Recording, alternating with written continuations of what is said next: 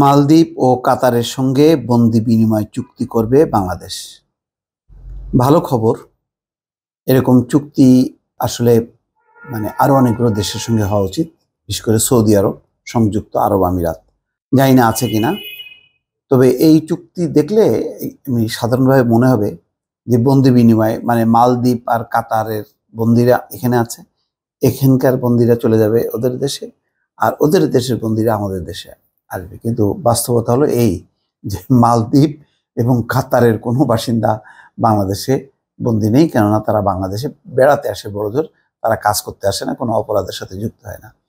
কিন্তু দুর্ভাগ্য হচ্ছে কাতার এবং মালদ্বীপে প্রচুর বাংলাদেশি তাদের দেশের কারাগারে আছে, অবৈধভাবে অনুপ্রবেশ, তারপরে সেখানে থাকাকালীন নানা রকম অপরাধের সাথে জড়িত থাকা, এই সমস্ত ইত্যকার নানান অভিযোগে কতখানি তারা আইনগত সুবিধা পায় এটা বলা মুশকিল, সাধারণত পায় না।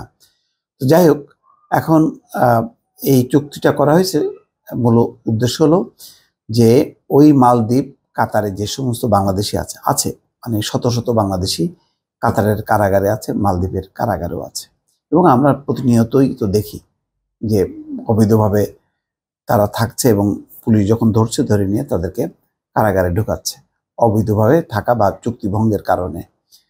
তো এই সমস্ত বাংলাদেশিরা দেখেন, এমনিতেই তারা যখন নাকি মালদ্বীপ বা কাতারে যায়, এটা তো তারা ঘুরতে যায় না, বেড়াতে যায় না, কাজের সন্ধানে যায়, বৈধ অবৈধভাবে যায়, পেটের দায়িত্ব যায়।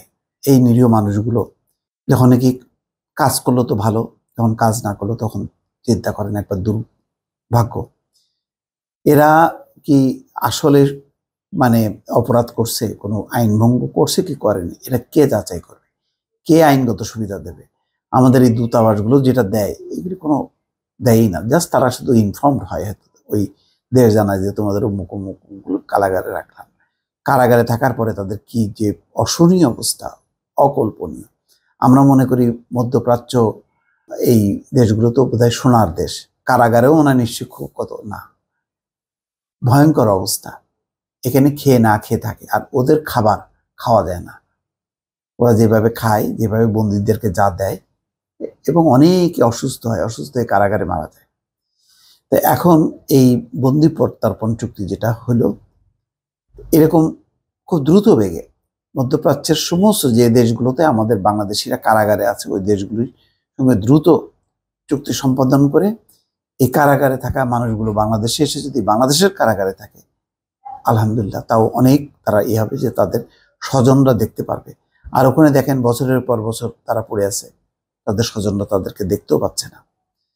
তো এটা একটা ভালো, আমি মনে করি যে উপদেষ্টা পরিষদের বৈঠকের পরে প্রেস সচিব শফিকুল আলম বলছেন, মালদ্বীপ ও কাতারের সঙ্গে বন্দি প্রত্যর্পণ চুক্তি স্বাক্ষরিত হলে আমরা দুই দেশে সাজাপ্রাপ্ত বাংলাদেশি নাগরিকদের ফিরিয়ে আনতে পারবো এবং তারা বাংলাদেশে তাদের সাজার মেয়াদ পূর্ণ করতে পারবে।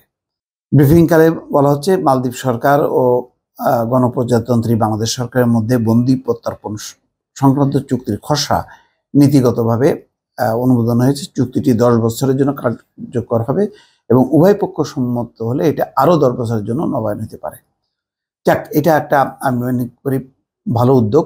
কাতার আর মালদ্বীপ দিয়ে যদি শুরু হয়, আস্তে আস্তে অন্যান্য দেশগুলিতেও যদি করা হয়, তাহলে আমরা আমাদের এই নাগরিকদের প্রতি আমরা আমাদের মমতা দেখাতে পারবো, তাদের একটা অধিকার সংরক্ষণ করতে পারবো, প্লাস হচ্ছে তারা মুক্ত হয়ে তারা আবার স্বাভাবিক জীবনে ফিরতে পারবে।